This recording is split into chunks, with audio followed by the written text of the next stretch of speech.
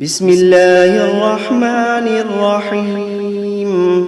الرحمن علم القرآن، خلق الإنسان علمه البيان. الشمس والقمر بحسبان، والنجم والشجر يسجدان. والسماء رفعها ووضع الميزان، ألا تطغوا في الميزان. وأقيموا الوزن بالقسط ولا تخسروا الميزان. والأرض وضعها للأنام، فيها فاكهة والنخل ذات الأكمام. والحب ذو العصف والريحان، فبأي آلاء ربكما تكذبان. خلق الإنسان من صلصال كالفخار، وخلق الجان من مارج من نار. فبأي آلاء ربكما تكذبان. رب المشرقين ورب المغربين، فبأي آلاء ربكما تكذبان. مرج البحرين يلتقيان، بينهما برزخ لا يبغيان. فبأي آلاء ربكما تكذبان. يخرج منهما اللؤلؤ والمرجان، فبأي آلاء ربكما تكذبان. وله الجوار المنشآت في البحر كالأعلام، فبأي آلاء ربكما تكذبان. كل من عليها فان، ويبقى وجه ربك ذو الجلال والإكرام. فبأي آلاء ربكما تكذبان. يسأله من في السماوات والأرض كل يوم هو في شأن. فبأي آلاء ربكما تكذبان. سنفرغ لكم أيها الثقلان، فبأي آلاء ربكما تكذبان. يا معشر الجن والإنس إن استطعتم أن تنفذوا من أقطار السماوات والأرض فانفذوا، لا تنفذون إلا بسلطان. فبأي آلاء ربكما تكذبان. يرسل عليكما شواظ من نار ونحاس فلا تنتصران. فبأي آلاء ربكما تكذبان. فإذا انشقت السماء فكانت وردة كالدهان. فبأي آلاء ربكما تكذبان. فيومئذ لا يسأل عن ذنبه إنس ولا جان. فبأي آلاء ربكما تكذبان. يعرف المجرمون بسيماهم فيؤخذ بالنواصي والأقدام. فبأي آلاء ربكما تكذبان. هذه جهنم التي يكذب بها المجرمون يطوفون بينها وبين حميم آن فبأي آلاء ربكما تكذبان ولمن خاف مقام ربه جنتان فبأي آلاء ربكما تكذبان ذواتا أفنان فبأي آلاء ربكما تكذبان فيهما عينان تجريان فبأي آلاء ربكما تكذبان فيهما من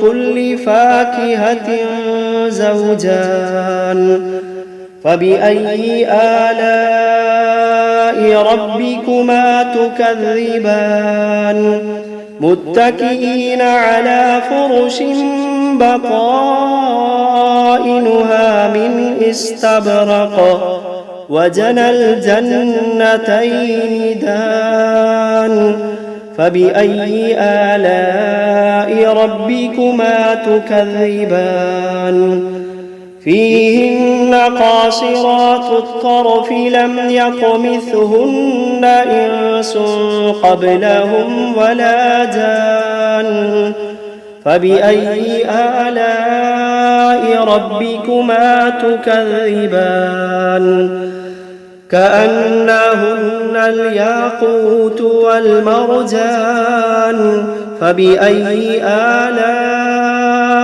ربكما تكذبان هل جزاء الإحسان إلا الإحسان فبأي آلاء ربكما تكذبان ومن دونهما جنتان فبأي آلاء ربكما تكذبان مدهامتان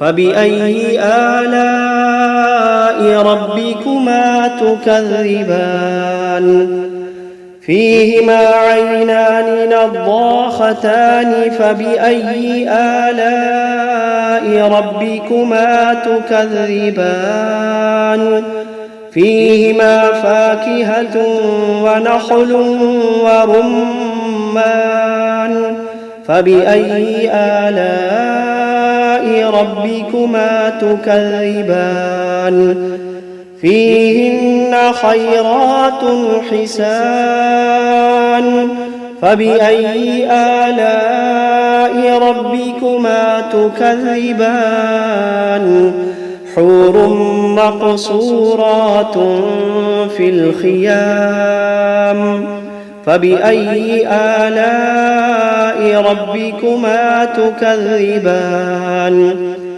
لم يطمثهن إنس قبلهم ولا جان فبأي آلاء ربكما تكذبان متكئين على رفرف خضر وعبقري حسان فبأي آلاء ربكما تكذبان تبارك اسم ربك ذي الجلال والإكرام بسم الله الرحمن الرحيم تبارك الذي بيده الملك وهو على كل شيء قدير الذي خلق الموت والحياة ليبلوكم أيكم أحسن عملا وهو العزيز الغفور الذي خلق 7 سماوات طباقا ما ترى في خلق الرحمن من تفاوت فارجع البصر هل ترى من فطور ثم ارجع البصر كرتين ينقلب إليك البصر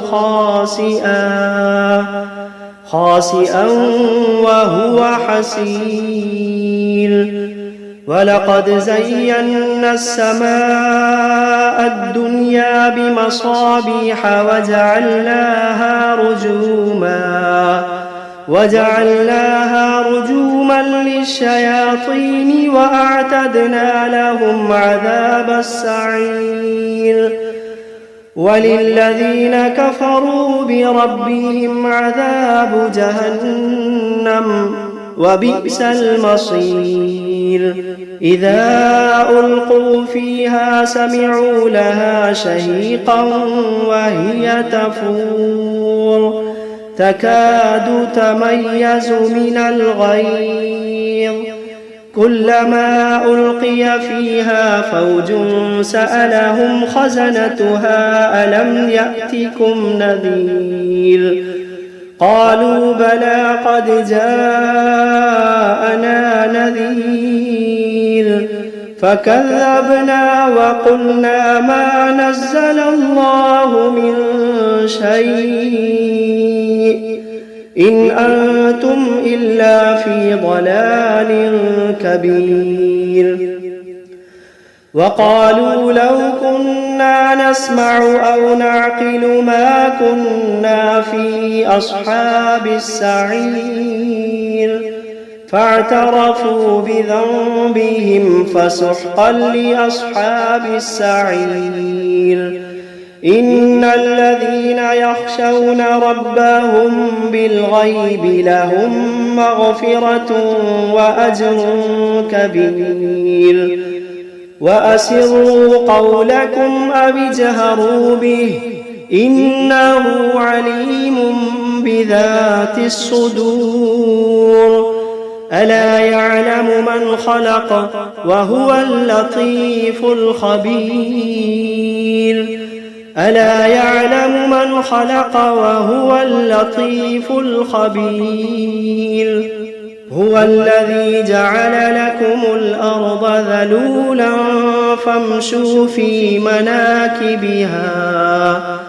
فامشوا في مناكبها وكلوا من رزقه وإليه النشور أأمنتم من في السماء أن يخسف بكم الأرض فإذا هي تمور أم أمنتم من في السماء أن يرسل عليكم حاصبا فستعلمون كيف نذير ولقد كذب الذين من قبلهم فكيف كان نكير أولم يروا إلى الطير فوقهم صافات ويقبضن ما يمسكوهن إلا الرحمن إنه بكل شيء بصير أمن هذا الذي هو جند لكم ينصركم من دون الرحمن إن الكافرون إلا في غرور أمن هذا الذي يرزقكم إن أمسك رزقه بل لجوا في عتو ونفور أفمن يمشي مكبا على وجهه أهدى أمن يمشي سويا على صراط مستقيم قل هو الذي أنشأكم وجعل لكم السمع والأبصار والأفئدة قليلا ما تشكرون قل هو الذي ذرأكم في الأرض وإليه تحشرون ويقولون متى هذا الوعد إن كنتم كنتم صادقين قل إنما العلم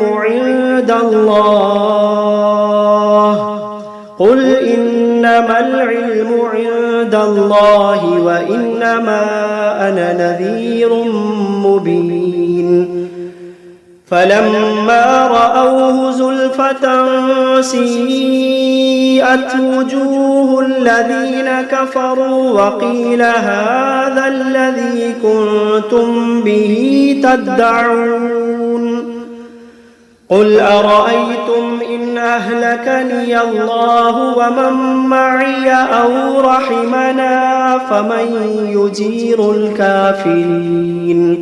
فمن يجير الكافرين من عذاب أليم قل هو الرحمن آمنا به وعليه توكلنا فستعلمون من هو في ضلال مبين قل أرأيتم إن أصبح ماؤكم غورا فمن يأتيكم بماء معين بسم الله الرحمن الرحيم قل أوحي إلي أنه استمع نفر من الجن فقالوا إنا سمعنا قرآنا عجبا يهدي إلى الرشد فآمنا به ولن نشرك بربنا أحدا وأنه تعالى جد ربنا ما اتخذ صاحبة ولا ولدا وأنه كان يقول سفيهنا على الله شططا وأنا ظننا أن لن تقول الإنس والجن على الله كذبا وأنه كان رجال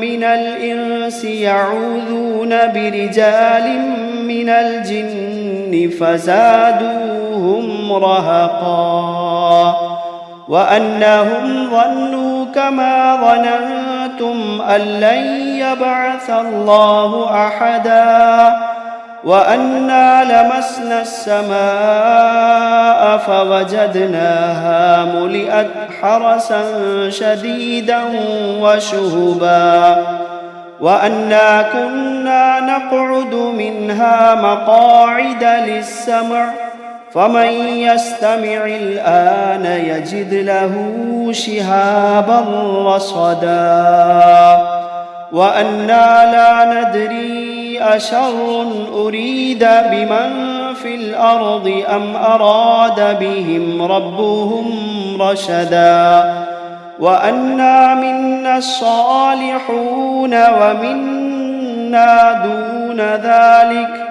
كنا طرائق قددا وأنا ظننا أن لن نعجز الله في الأرض ولن نعجزه هربا وأنا لما سمعنا الهدى آمنا به فمن يؤمن بربه فلا يخاف بخسا ولا رهقا وأنا منا المسلمون ومنا القاسطون فمن أسلم فأولئك تحروا رشدا وأما القاسطون فكانوا لجهنم حطبا وأن لو استقاموا على الطريقة لأسقيناهم ماء غدقا لنفتنهم فيه ومن يعرض عن ذكر ربه يسلكه عذابا صعدا وأن المساجد لله فلا تدعوا مع الله أحدا وأنه لما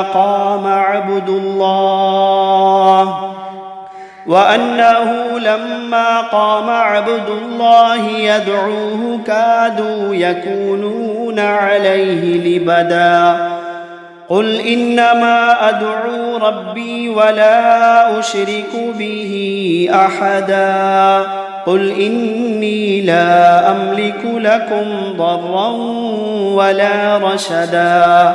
قل إني لا أملك لكم ضرا ولا رشدا. قل إني لن يجيرني من الله أحد. قل إني لن يجيرني من الله أحد ولن أجد من دونه ملتحدا إلا بلاغا من الله ورسالاته ومن يعص الله ورسوله فإن له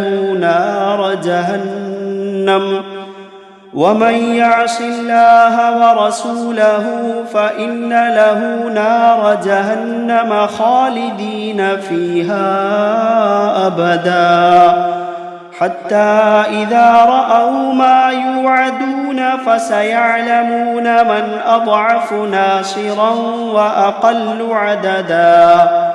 قل إن أدري أقريب ما توعدون أم يجعل له ربي أمدا. عالم الغيب فلا يظهر على غيبه أحدا إلا من ارتضى من رسول فإنه يسلك من بين يديه ومن خلفه رصدا ليعلم أن قد أبلغوا رسالات ربهم وأحاط بما لديهم وأحصى كل شيء عددا.